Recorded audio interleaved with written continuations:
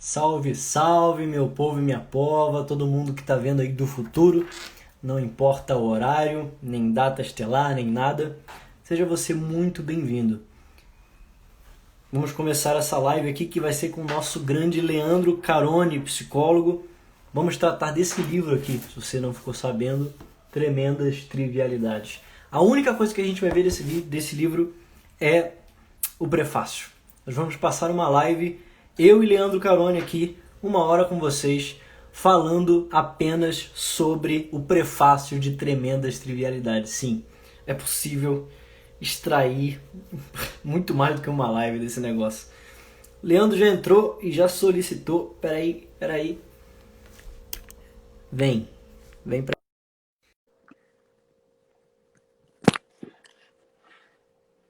Deixa eu botar o fone aqui. E aí, Opa! Fala aí, meu como é que amigo. está? Tudo Tudo bem, bem? cara? E aí? Bom, a gente está se conhecendo pela primeira vez aqui. Sim! Pessoal que não sabe, Primeira vez que a gente vai conversar qualquer coisa, cara. o primeiro contato já é direto Ao numa vivo, ao live. vivo. É assim que funciona.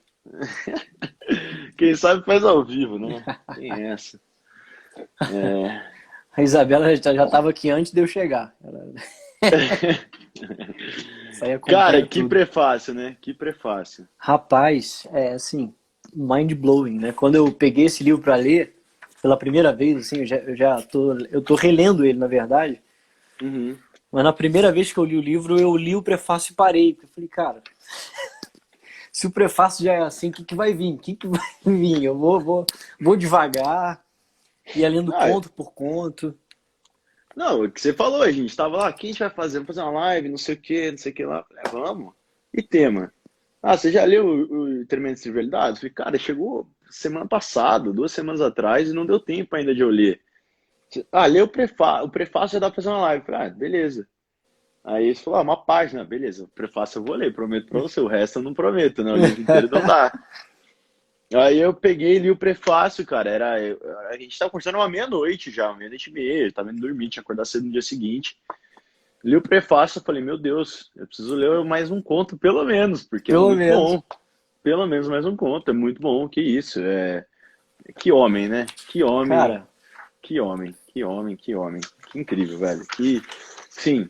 E aí depois, quando eu li, né, aquela questão lá de que, boa noite, galera. Ah, eu vi que a Cá fala aí. entrou, a Clarinha, a Jaque, sejam bem-vindas, a Dani também entrou, minha amiga, minha paciente, minha colega. Legal, Pessoal, que já bom que que a vocês gente estão já aqui. está começando aí, aproveita, pedir um favor para vocês, clica aí na setinha, tem esse negocinho de enviar aí, né? Manda para alguém. Aviãozinho?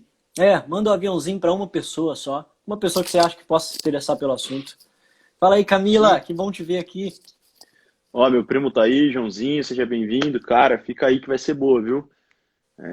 Vai ser legal. Cara, então aí, tá ligado aquele negócio que quando você. Eu não sei quem fala essa frase, talvez você vai saber mais que eu, mas que fala que para você ler um livro, você tem que ter lido 1000 livros antes. É um negócio assim, uma frase assim. Eu também não lembro a referência dessa, cara. Mas você Porra. sabe dessa frase, essa frase tá Aham. no nosso imaginário. É. E é uma coisa que eu aprendi com o Jota, que assim, quando você lê um livro, você aprende uma coisa, né?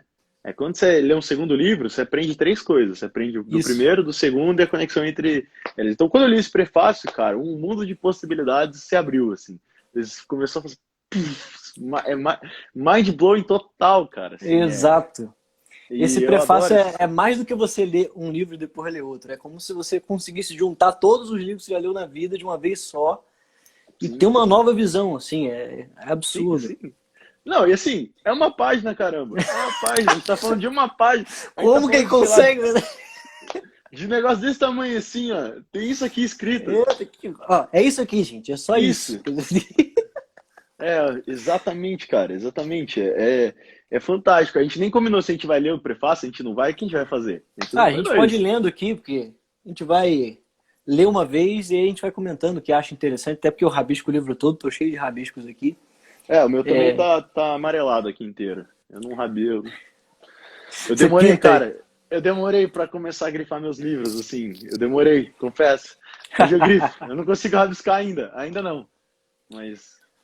Ó, Cara, é tremendas trivialidades. do Digita, por Chester. favor, alguém aí. Deixa eu Tremendas deixar aqui. trivialidades. E a Vou gente deixar fixa. fixado. Só pra galera que entrar já saber. E a gente vai trocando uma ideia. É óbvio que a gente vai dar uma viajada aqui, tá? A gente vai dar É. uma brincada nisso daqui. Não dá pra ficar preso no prefácio, porque ele te obriga a sair do lugar comum. Perfeito. Você que mesmo escreveu. Fixou. Pronto, Boa. fixei aqui. Boa. Todo mundo já sabe, quem chegar aí do futuro, sinta-se acolhido. Não, se bem que não aparece os comentários, né? O fixado aparece, né? Mas, enfim. O que eu queria falar do prefácio, depois é só o começo aqui, mas fala aí o que você tiver para falar antes. Não, cara, o que você disse é muito real, assim, esse prefácio, quando você lê, ele te joga longe, assim, é como se ele fosse um soco na sua cara, assim, mas não um soco que dói, é um soco que te empurra pra longe, né? Isso. E é isso, cara, então acho que vamos lendo e vamos comentando essas partes, que é muito bom, e também tem alguns outros comentários que a gente vai abrindo aí.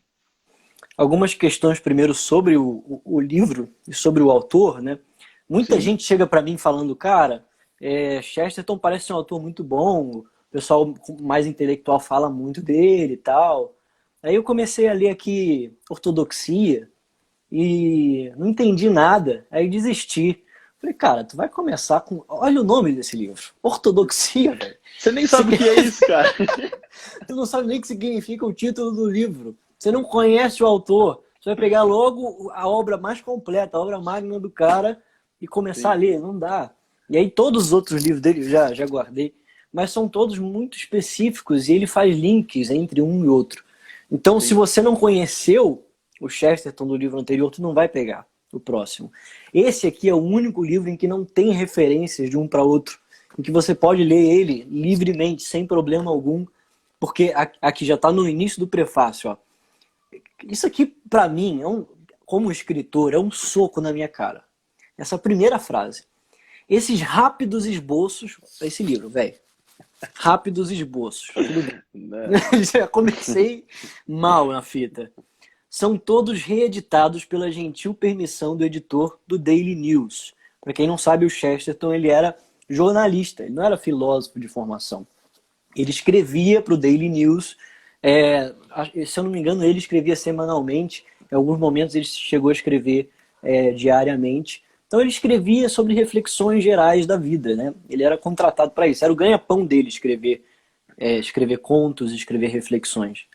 Então o jornal cedeu para ele os contos que ele já tinha escrito. Aqui, não são mais que uma espécie de diário esporádico. Um diário que a cada 20 dias registra um único, o que por acaso emperrou na memória. Então aqui ele já está dizendo para nós, que se você pegar o livro, você vai ver que ele é distribuído em contos, né? Cada capítulo é um conto. Ele diz que a cada 20 dias, ele separou um dia específico que chamou mais a atenção dele e escreveu um conto sobre aquele dia. É um exercício que ele fez de poder entrar, como é que eu posso dizer? Exercitar o imaginário dele e exercitar a questão do estar vivo. Isso é muito presente no Chesterton. Ele estar vivo e aproveitar cada situação, cada instante. Tanto que você vai ver que tem um conto que é o que eu encontrei no meu bolso. Né? Então, tipo, o cara tira coisas do bolso numa viagem de trem e escreve um conto de 3, 4 páginas sobre o que ele achou no bolso dele. E o conto é bom pra cacete. Né? Não é uma coisa idiota. É um negócio complexo e ele te joga pro universal, pro necessário, pro transcendente o tempo todo, com as coisas idiotas. É sensacional. É fantástico. Você tem um comentário aí desse começo do prefácio, cara? Cara, não. Assim, não tenho muito o que comentar, assim. É o que você falou. Rápidos esboços, eu fico, assim... O esforço tremendo para escrever um texto minimamente bom, que nem se compara ao que eu achei no meu bolso, que ele deve ter escrito em meia hora, assim. Não deve ter demorado muito mais que isso. Eu acredito. Ele diz nesse texto que o processo de escrita dele, se eu não me engano é nesse livro mesmo, é como se fossem moscas. Cara, olha o imaginário do cara.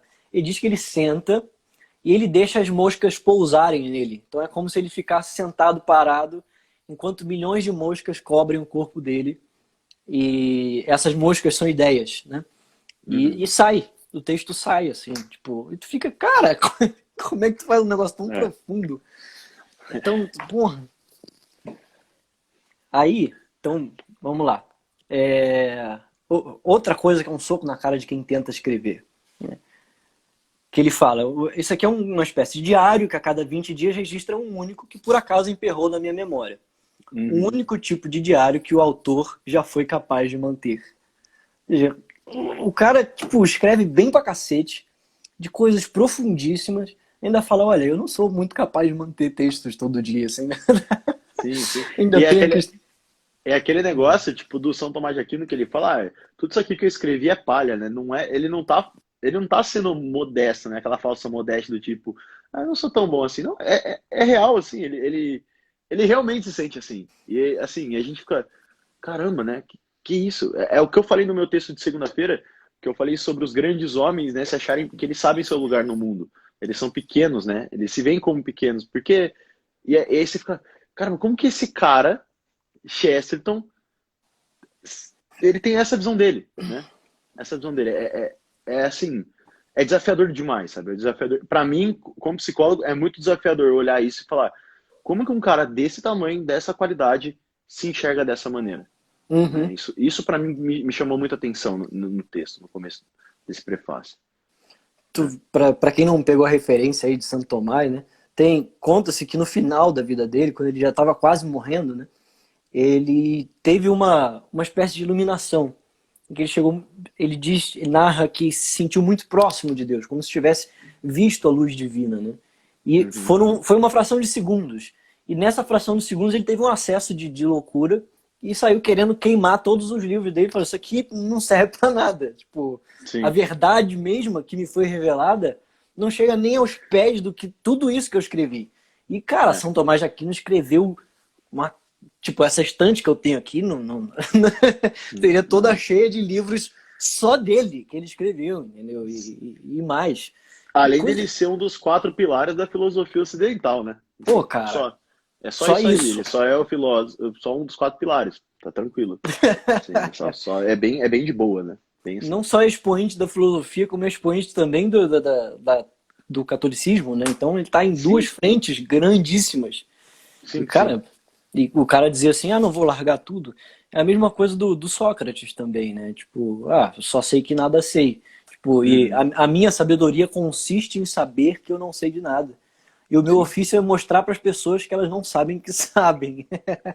sim, É muito exatamente, bom. cara. É fantástico isso, né? É fantástico. Essa, essa capacidade de se enxergar minúsculo, né? De se enxergar pequeno e que, na verdade, é o tamanho que eles são mesmo, né? Diante de quem eles se comparam, não é mesmo? Então, esse é o ponto. Eles têm uma base de comparação absurda, né? Que, se a gente está falando de Chesterton, católico, a gente está falando de São Tomás de Aquino, católico, né?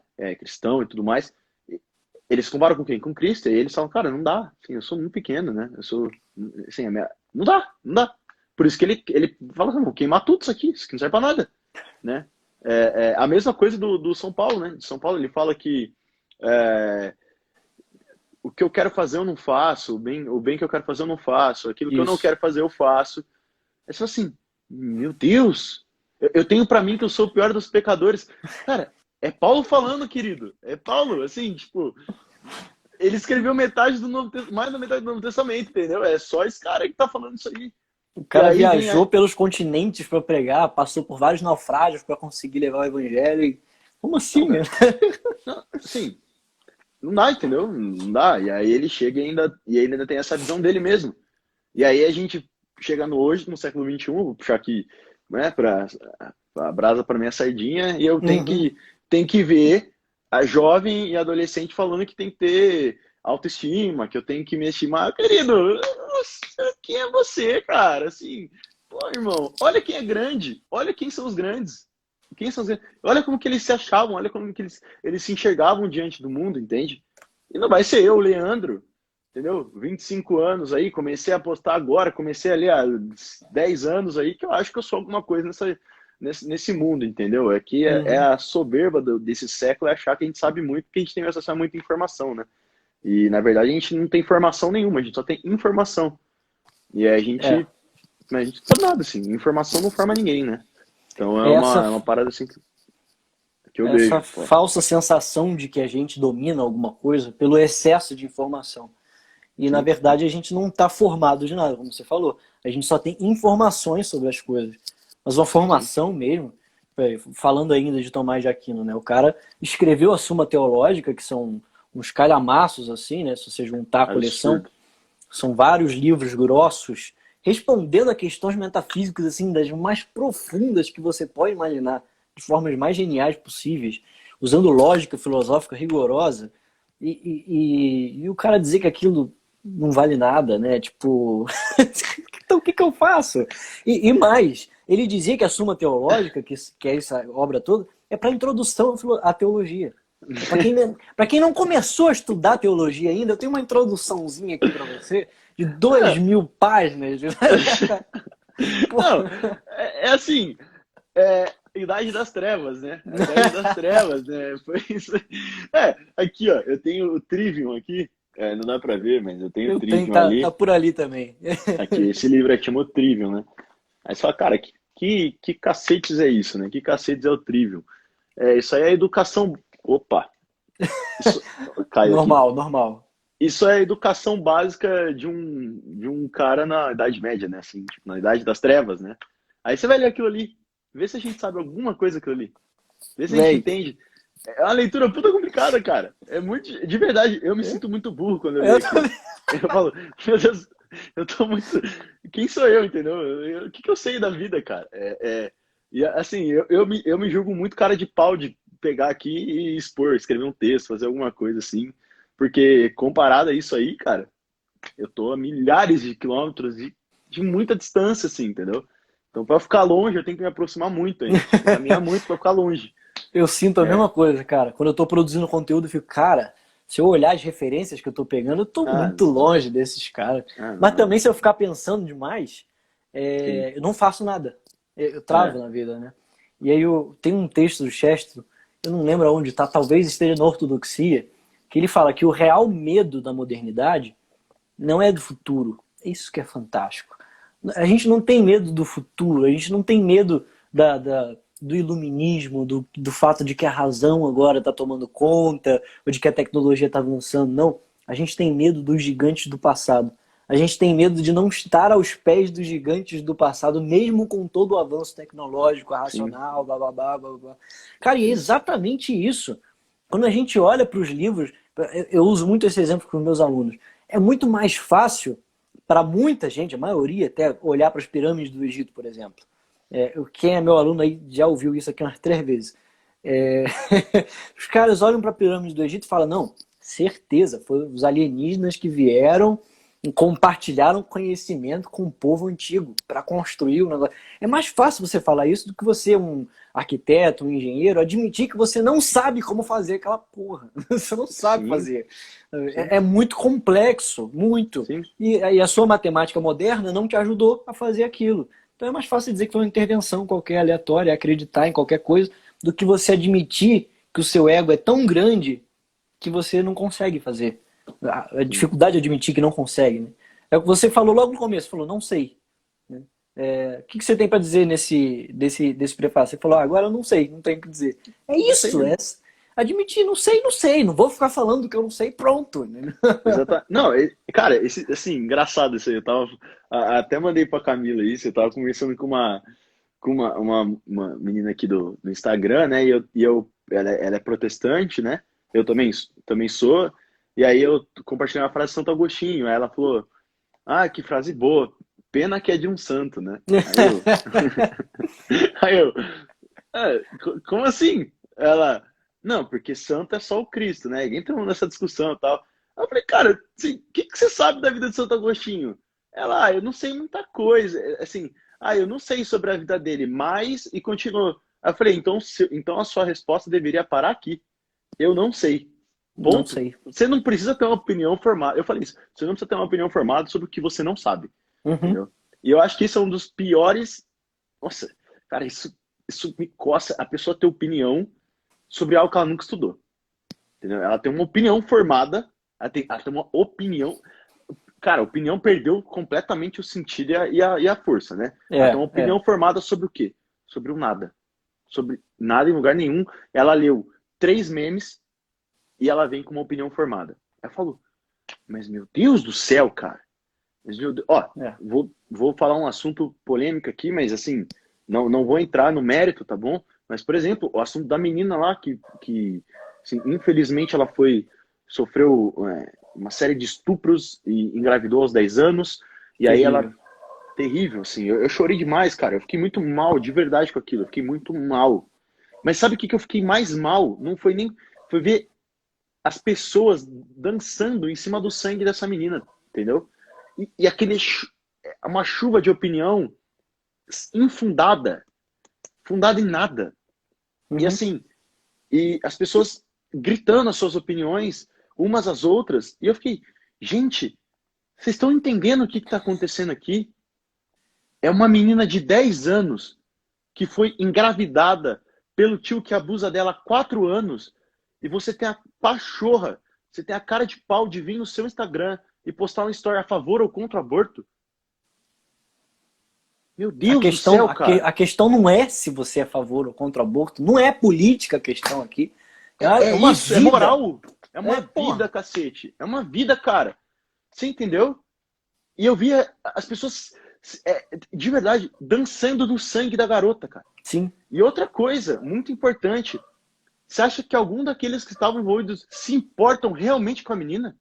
Porque um caso desse não é para ser público.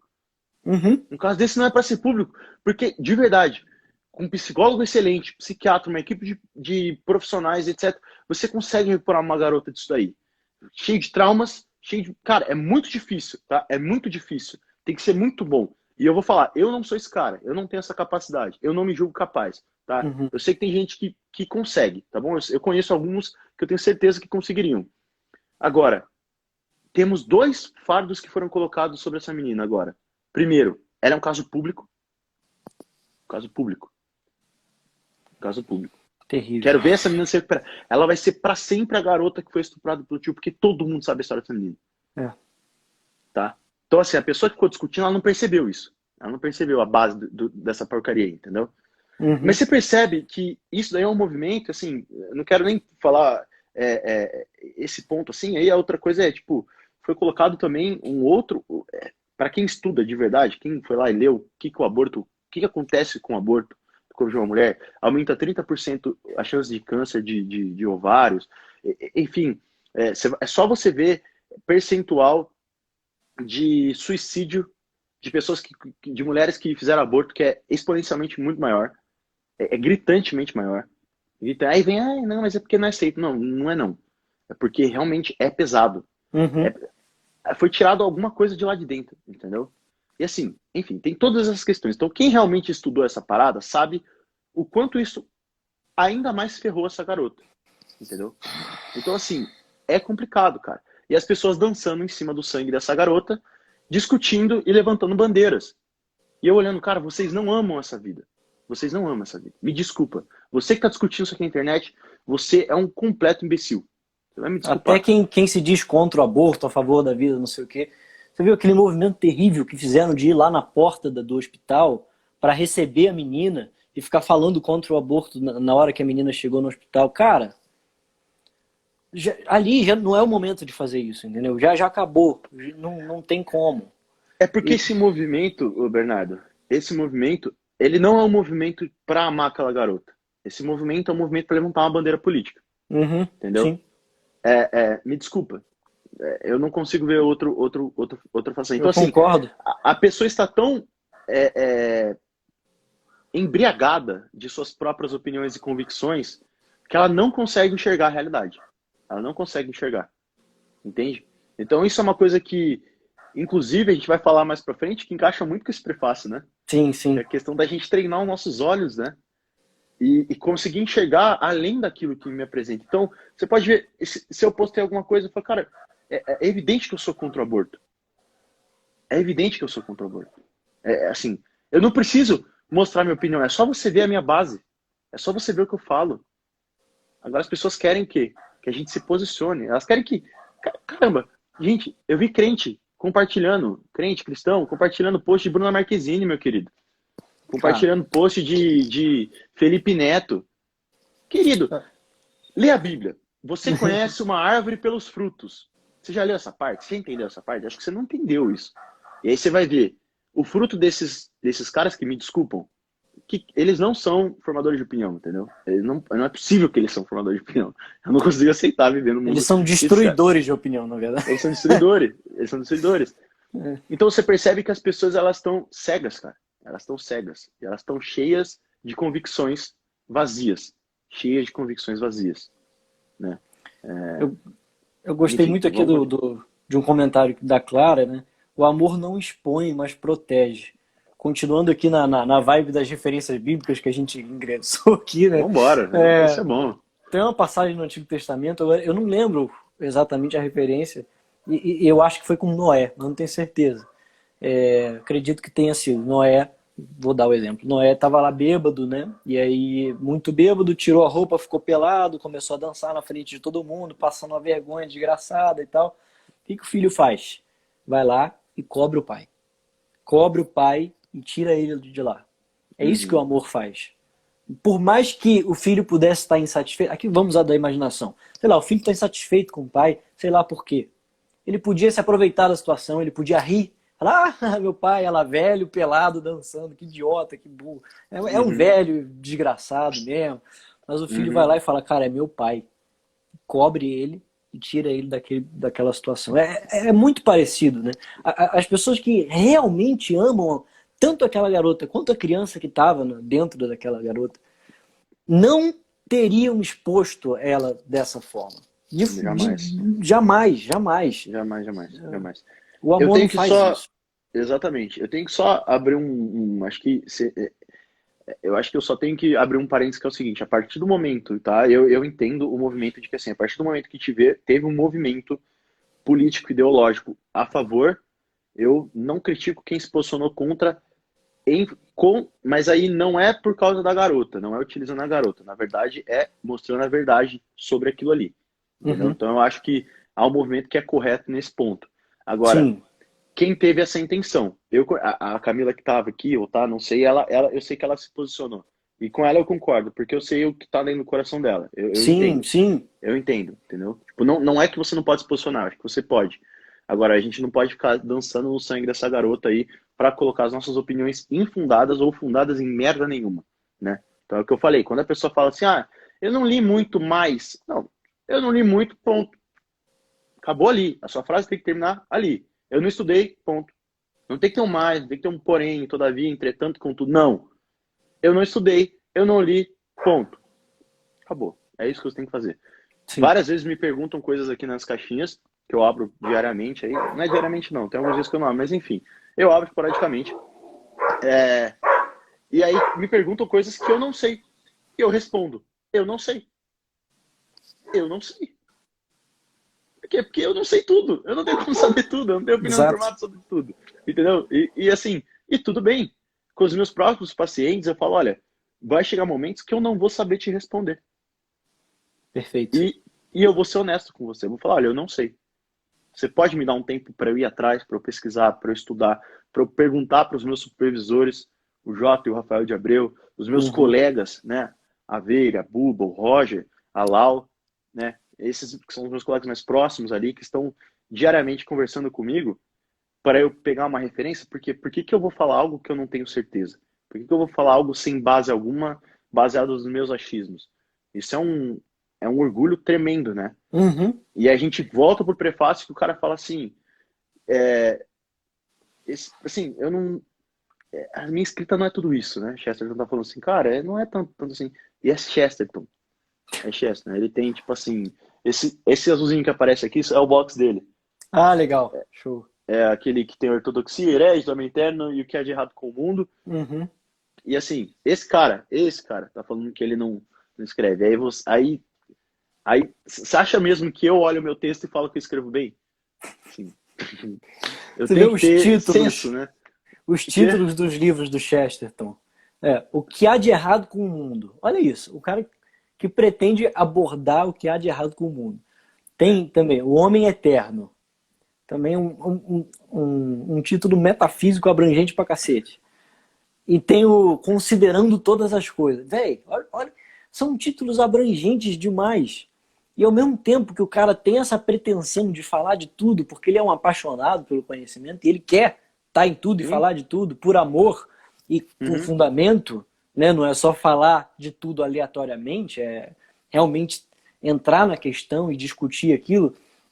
Todos os textos dele são embasados no periódico dele do jornal, ou seja, ele não só está escrevendo para o jornal, como naquela época não tinha internet, as pessoas conversavam com os escritores dos jornais. Então ele escrevia artigos filosóficos e ele recebia diversas respostas, tanto agradecendo quanto refutando ele. Sim. E ele continuava escrevendo para mostrar, não, meu ponto de vista. Enfim, é um cara que não só está expressando opinião, como ele está dialogando com diversas outras pessoas e formando uma opinião a partir desse diálogo. Não é alguém que está falando qualquer coisa, aleatoriamente. Sim, sim. Cara, é isso. E isso a gente está na quarta página do prefácio, né? E olha que a gente já falou de tanta quarta coisa. Página, não, quarta linha, quinta, sei linha, lá. Enfim. Bom, vamos seguir o prefácio. Acho que a gente fechou legal isso aí. Acho que, beleza. Então tá vou seguir aqui, ó. Vamos lá. Isso que é mais incrível, olha aqui. Mesmo esse diário, ele já falou que ele não é capaz de manter um diário bom.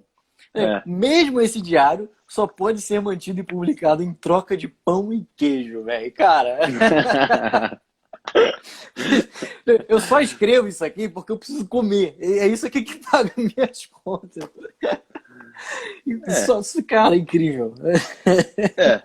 É a humildade, né? É exatamente. É incrível, é fantástico. É fantástico. Isso aí é de uma grandeza, né, cara? É de uma grandeza. Isso é virtude de humildade, de fato. Isso é. Isso aí é. Isso aí. Ele continua sendo ainda mais humilde aqui. Isso que é mais incrível. Mais triviais como são os assuntos, não são totalmente desprovidos de uma linha de raciocínio.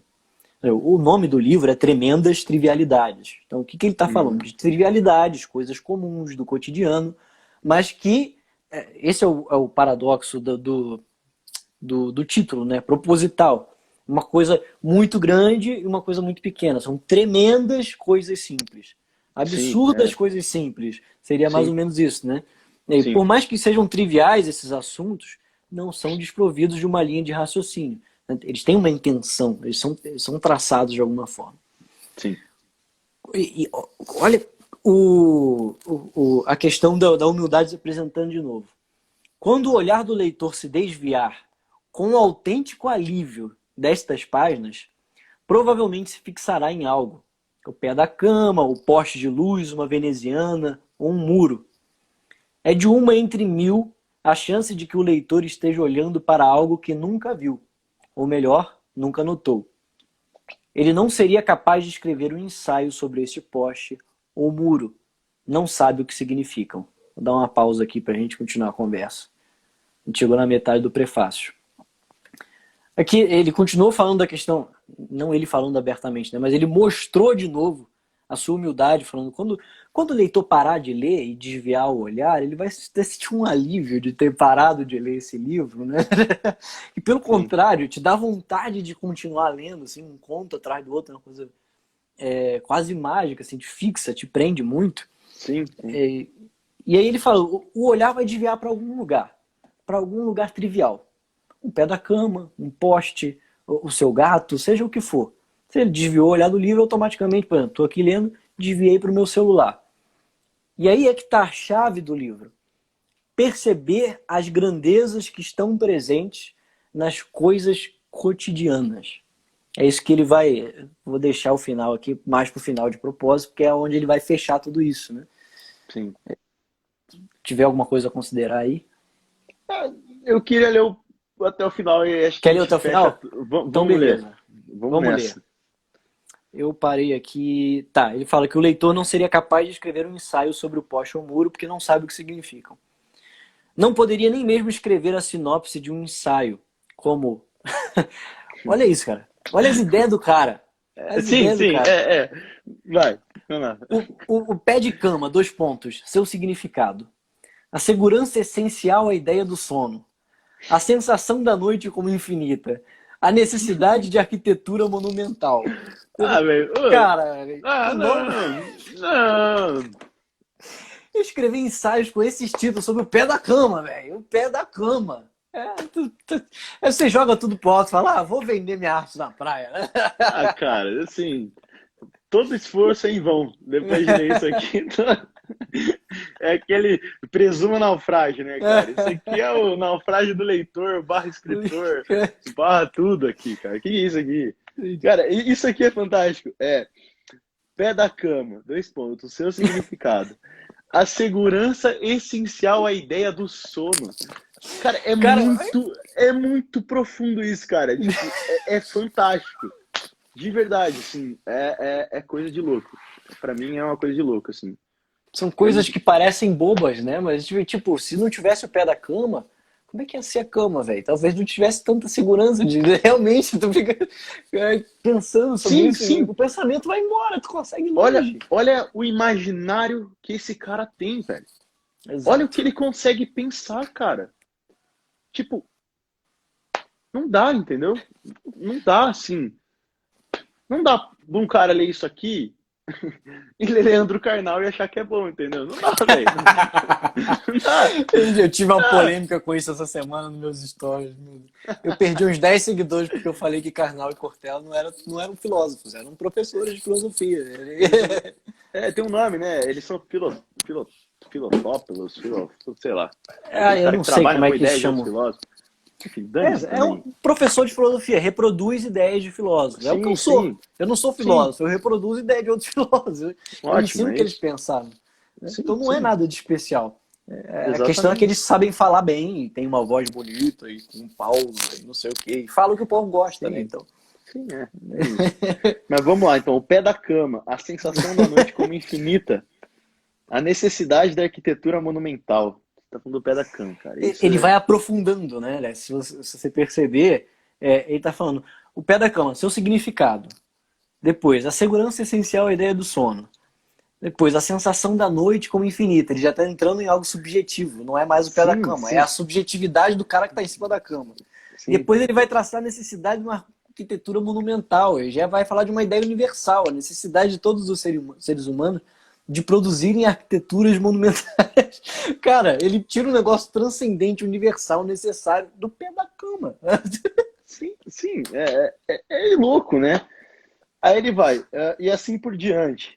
Ele não poderia fazer um esboço de sua atitude teórica quanto às venezianas, sequer na forma de um resumo. A veneziana, sua analogia com a cortina e o véu. Será a modéstia natural?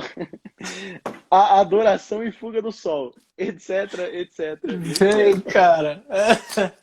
Adoração e fuga do sol. A veneziana é justamente para te fazer fugir do sol, em algum sentido, né? Cara, ele já entra em assuntos de religião aqui, tipo adoração do sol. Mas não, peraí, agora não somos mais povos primitivos que adoram o sol.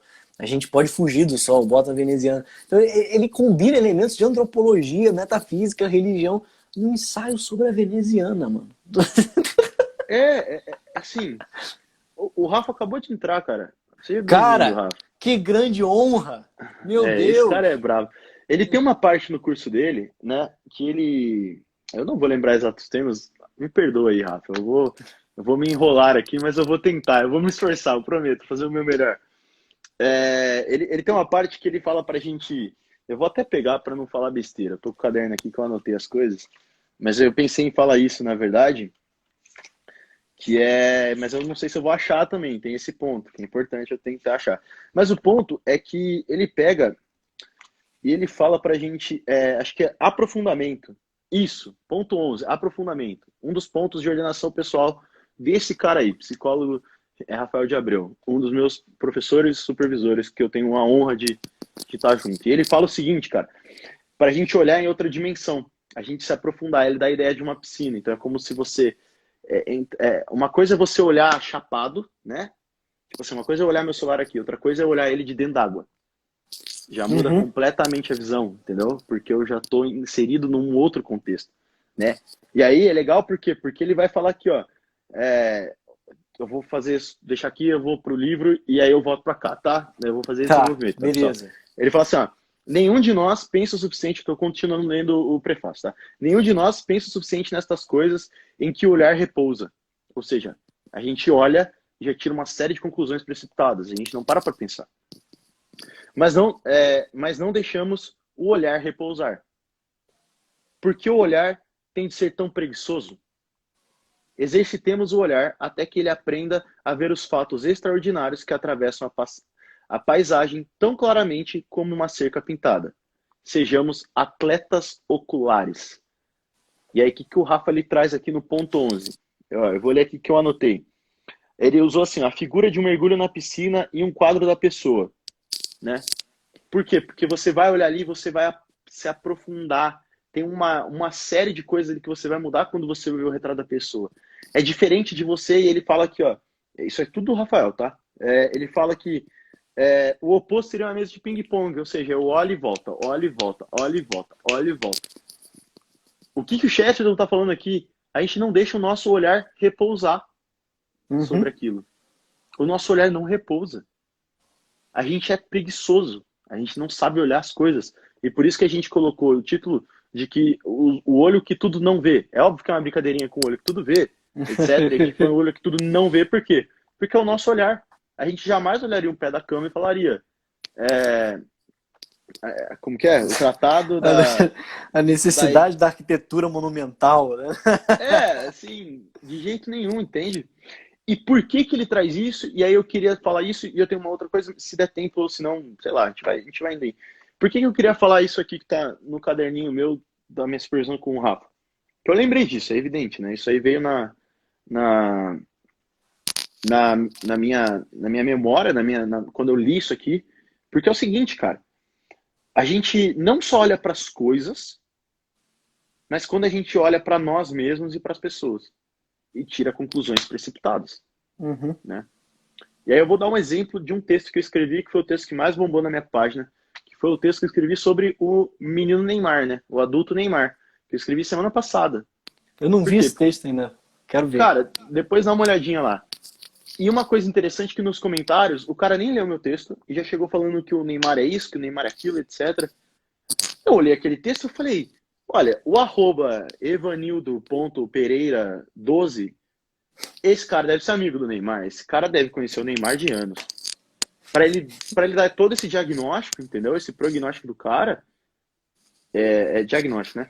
Ele conhece o cara. Eu falei assim, olha, ele falou, você como psicólogo, você deveria ver que ele é um mau exemplo para as crianças, porque ele não sei o que lá, fez um tratado sobre o mau caratismo do Neymar. Eu falei, cara, eu como psicólogo, eu tenho consciência que eu não conheço o Neymar. Assim como eu não conheço a pessoa que está na minha frente. O que o Neymar se propõe a fazer? Ele se propõe a jogar bola. Nisso ele, para mim, é um exemplo. Ele é um dos melhores do mundo, ponto final, acabou. É isso que ele se propõe a fazer. Eu não o conheço.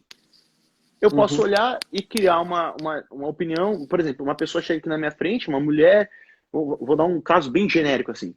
Mulher, 30 anos, divorciada com filho.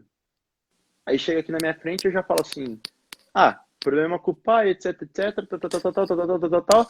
Já crio na minha cabeça um personagem, fico vendo ela através desse óculos, e aí eu não estou sendo um atleta ocular, como diz o Chesterton. Eu não estou repousando o meu olhar. Eu não estou tendo aquilo que o professor Olavo fala da contemplação amorosa. Eu não estou dando esse espaço. Por quê? Porque eu estou sendo uma mesa de ping-pong. Eu estou olhando o Bernardo e estou falando, professor de psicologia, moleque, deve ter uns 23, 24 anos, nem sei sua idade, não deve ter muito mais que isso. 24. Tem um bigodinho, tá pra casar, professor de filosofia, os caras assim, pô, entendeu? Assim, já posso criar vários personagens e ficar te olhando através disso. Ou, eu posso repousar o meu olhar. Eu posso repousar o meu olhar sobre o Bernardo. E olhar e falar, cara, o que mais ele é? Sabe? Eu falei hoje no meu story que você até comentou a presença. A presença. Achei genial a tua resposta. Parabéns. Assim, teve gente que me xingou, tá? Teve gente que me xingou. Sério? Que isso, Adora, cara? é o que eu mais quero.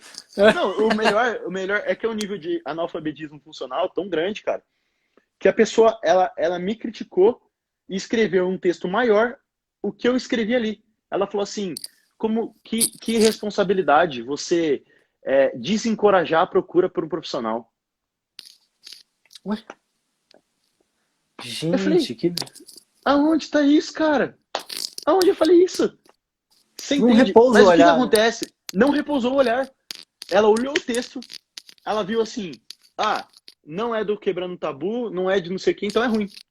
Ping-pong voltou, vou criticar ele e vou falar Uhum. exatamente a mesma coisa que ele falou, só com as minhas palavras, e ainda me chamar de completo. Como que é? Esqueci. Irresponsável. Completo irresponsável. Uhum. Entendeu? Agora, não há esse repouso do olhar. Não há esse repouso. Entende? E o que acontece, então, se o olho, a gente sabe, a simbólica do olho, que é a janela para a alma, Uhum. né? O que acontece quando esse cara não repousa o olhar? A alma dele está fechada, cara. A alma dele não tem contato com o mundo externo, ele está fechado em si próprio. Uhum. E o que acontece com esse cara? Esse cara ele vai ser neurótico. Por quê? O que é a neurose? A mentira acreditada. Esse cara ele não vai ser profundo, ele vai ser completamente raso, né? E mais, ele vai se frustrar, ele vai ser um frustrado eterno, ele não vai ter esperança, porque ninguém encontra esperança em si. E esse cara vai cair numa depressão, esse cara vai cair numa doença, esse cara vai ficar lunático, louco. Por quê? Porque ele não tem a capacidade de repousar o olhar. Perfeito. É isso muito que o Chico fala para nós na confraria, né? Sobre a questão do imaginário, que não é nada além de saber repousar o olhar devidamente sobre as coisas.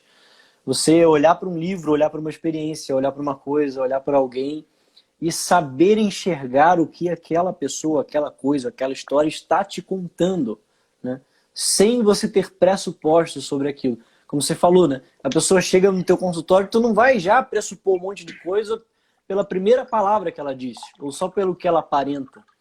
Você precisa prestar atenção em tudo, né? Em tudo que a pessoa fala. E fazer o máximo de esforço possível para não ir construindo coisas suas sem que tenha vindo da boca dela, né? Sim. Porque senão você vai trabalhar em cima de um espantalho. Cara, não é isso, sabe? Só voltando aqui na questão do... Por que o olhar tem de ser tão preguiçoso, né? Exercitemos o olhar até que aprenda a ver os fatos extraordinários que atravessam a paisagem tão claramente como uma cerca pintada. Fixar aqui nos fatos extraordinários que a gente acha que são milagres, que são coisas grandiosas, são grandes acontecimentos. É o carro da Globo que passa... Pam, pam, pam, pam. Não é isso, cara. Não é isso o fato extraordinário. O fato extraordinário é eu olhar pro meu chinelo e falar, velho, eu tava pensando nisso outro dia. Eu olhei pro meu chinelo e falei, cara, quantos anos de tecnologia levou para alguém criar um bagulho que não cobre o meu pé inteiro, mas fica certinho entre um dedo e o outro, de modo que não sai quase nunca, né? Tem uma aderência boa, não incomoda muito, a gente se acostuma fácil. Como que eram os chinelos da antiguidade? Provavelmente eles faziam uma pele de algum bicho e metiam o pé lá dentro. Quanto esforço da humanidade não deve ter sido posto em prática, e quanto engenharia, pensamento, enfim, tecnologia, para construir um bagulho. Desculpa, eu vou mostrar o chinelo. O chinelo até de Hogwarts. Para chegar num bagulho assim, que prende bem certinho no dedo. Sim. Cara, é uma coisa idiota. Parece uma coisa idiota. Mas é a tremenda trivialidade. Tipo, cara, que absurdo. Antes a gente tinha que andar descalço e machucar o pé. Ou então usar uns bagulho muito desconfortável, muito escroto. E agora a gente pode usar um negócio super confortável, de boa, que não sai do pé, que demora para desgastar, tem uma tecnologia inovadora. Sabe, parece bobeira, mas quando você sai do chinelo e vai para a pessoa e pensa, cara, isso é uma vida construída ao longo de muitos anos, com muitas experiências muito diferentes das minhas. Eu tenho que ouvir, eu tenho que parar para prestar atenção. Eu não posso sair dando opinião. Eu falei disso numa aula que eu tive hoje, tipo, o pessoal falando, eu não gosto do Olavo, eu não concordo com o Olavo, não sei o quê. Tô aqui apoiando, nem desapoiando nada. Eu perguntei, cara, você já leu o quê do Olavo? Eu vi uns textos racistas na internet, não sei o quê. Eu falei, tudo bem. Tá, suponhamos que ele seja racista e que ele tenha postado coisas racistas na internet. Estamos aqui no âmbito da filosofia, né? A gente não está falando de pessoas, nem do caráter, nem da ideologia. A gente está falando de filosofia. O que de filosofia você conhece do Olavo a ponto de dizer que não é bom filosoficamente no Brasil? Ah, nunca li nenhum livro dele. Então você não tem que opinar, cacete, sobre a filosofia do Olavo. Nem dizer se ele é um bom filósofo ou não, porque você não sabe se ele é bom filósofo ou não. Você não sabe nada dele, no final das contas. É a mentalidade do ping-pong. É a mentalidade Exato. do ping-pong. Eu olho, tenho que ter uma opinião, eu já rebato. A Camila falou, esses dias eu estava pensando sobre o pregador de roupa. Já notaram como é incrível? Tem um vídeo do Ariano Suassuna sobre isso no YouTube. Se você botar Ariano Suassuna, pregador de roupa, você encontra ele falando sobre a racionalidade humana e fala: eu acredito que o homem veio do macaco. Dá pro macaco a metade de as duas metades de um pregador e vê se ele consegue juntar. Ele não vai conseguir nunca. Muito engraçado. Muito bom, cara. Mas essa mentalidade do ping-pong, ela é uma mentalidade que é muito assim, ela nos amputa de viver uma vida real, né? De viver uma vida assim. Cara, vê o nível de perguntas que são feitas para mim. É uma perda de dimensão da vida prática. Sim. Assim, hoje estava lá no grupo da confraria, assim, como que eu faço para esquecer alguém, etc. Primeiro, assim, ninguém vai esquecer ninguém, cara. Eu lembro das minhas namoradas que eu tive, entendeu? Claro, fez parte da tua história, da tua vida. Sim, não tem jeito. eu não vou esquecer. Eu vou seguir em frente, eu vou aceitar. Como? Vivendo, cara. Vivendo. Tipo, a que tá acontecendo, entende? As pessoas, elas querem um atalho hoje, elas querem... tem o olhar preguiçoso, né? Tem o olhar preguiçoso. E eu queria fazer eu acho que a gente tem tempo. Eu queria, na verdade, eu esqueci de te mostrar. Entrou um Carlos Abravanel aqui. Será que ele é alguma coisa do Silvio Santos? Será que... Vamos ver se a gente vai ser contratado para o SBT. O ponto é assim, tem uma coisa interessante, que é, como a gente está falando do olhar, né? Como a gente está falando do olhar, eu sempre falo para os meus pacientes, é uma coisa que eu aprendi, que é o olhar do Pantocrator. Já viu essa coisa dessa imagem? Sim, Depois vocês procuram, Pantocrator, é Pantocrator com K, tá? Com K. Você escreve com Crator, tá? Escreve do jeito que vocês ouviram, você vai achar. É uma imagem, né, do Cristo, e nessa imagem ele tem dois olhos, você já viu isso aí, né, essa coisa? Sim. E ele tem aquilo lá, o que é uma figura bíblica, obviamente, né, que é o olhar do pombo e o olhar da serpente, né?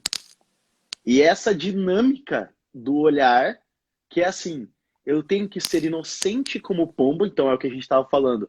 Eu preciso olhar o meu paciente com uma inocência, como alguém que não sabe das coisas, como alguém que está pronto para aprender sobre este novo mundo, porém, ao mesmo tempo que eu olho ele com o olhar do pombo, eu tenho que olhar isso, exatamente. Eu tenho que olhar com o olhar da serpente. Uma piada interna da confraria, desculpa. O pessoal já falando do pombo.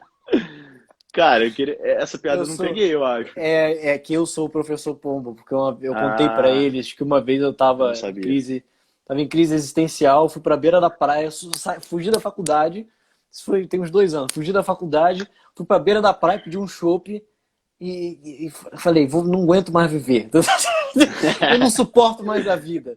E aí parou um pombo do meu lado e toda a minha questão existencial se concentrou no pombo. Eu perguntei, o que é um pombo?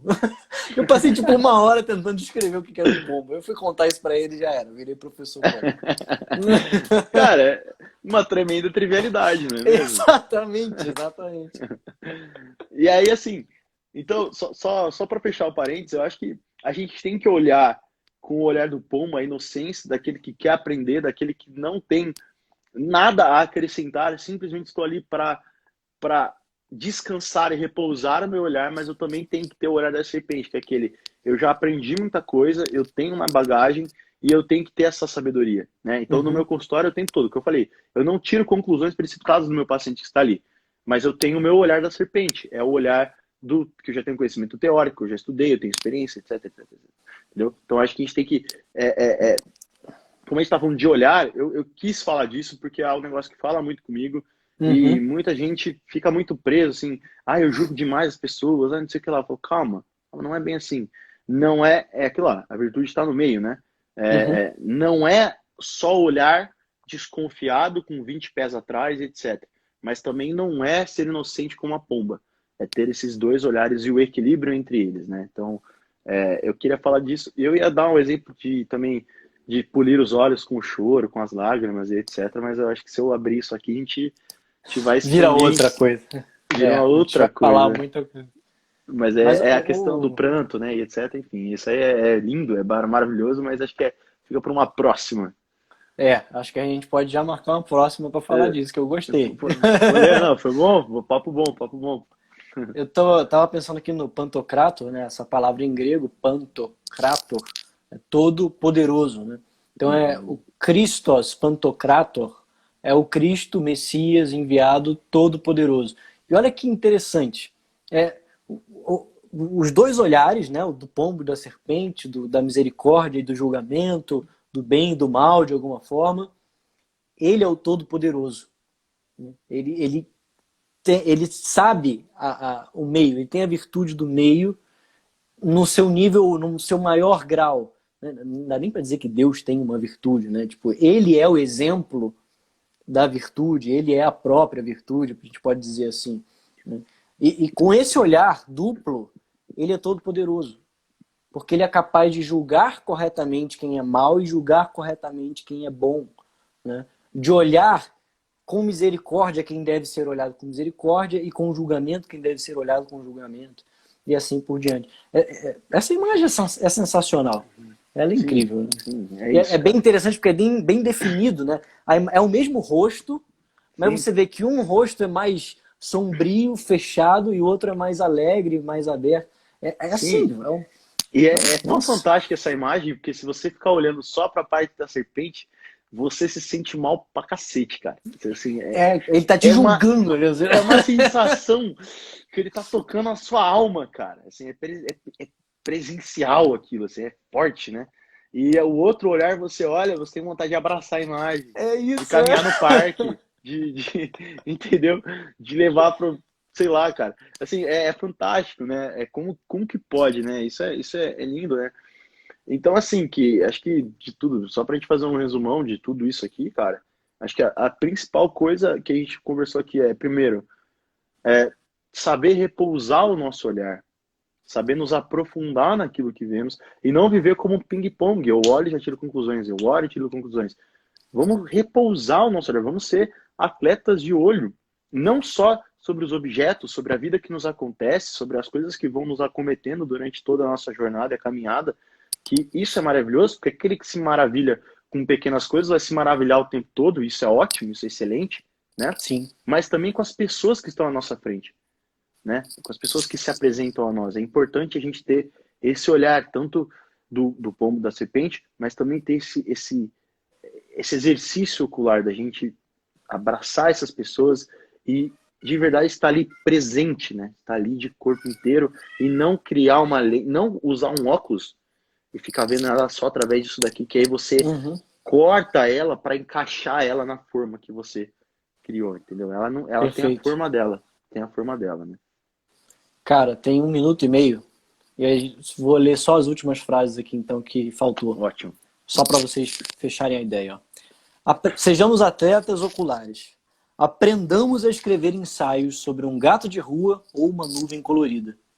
Procurei fazer algo parecido nas páginas que se seguem, mas qualquer um poderia fazê-lo melhor, desde que tentasse. Cara, joga o Ninguém pode Deus, fazer melhor. acabou. Acabou, joga o Assim, a gente não vai microfone. conseguir fazer melhor, entendeu? Ninguém vai conseguir aqui. Entendeu? Mas isso Ninguém que é vai. incrível, né? É ele dizer desde que tentasse. Então é isso, galera. Falta 50 segundos. Vamos nos esforçar por olhar. Vamos olhar para o pombo, vamos olhar para o chinelo, vamos olhar para o gato de rua. E faz esse exercício, tenta escrever um ensaio sobre as coisas. Cria ensaios na sua cabeça sobre as coisas. Eu fiz esse exercício. É muito bom. É isso. Fantástico. Muito obrigado, gente. Um prazer estar aqui com vocês. Leandro, foi um prazer te conhecer presencialmente aqui. Prazer todo meu, foi uma honra. Vamos marcar mais, cara. Vamos falar de mais Com coisas certeza. aqui do livro. Verdade. Beleza. Encerra Ótimo, pra gente não perder. A gente Beleza. pode falar. Vamos. O after. Beleza. No after. Falou, Valeu, querido. gente. Até mais, Obrigado. gente. Vai ter mais. Fica esperando, hein? Tchau, tchau.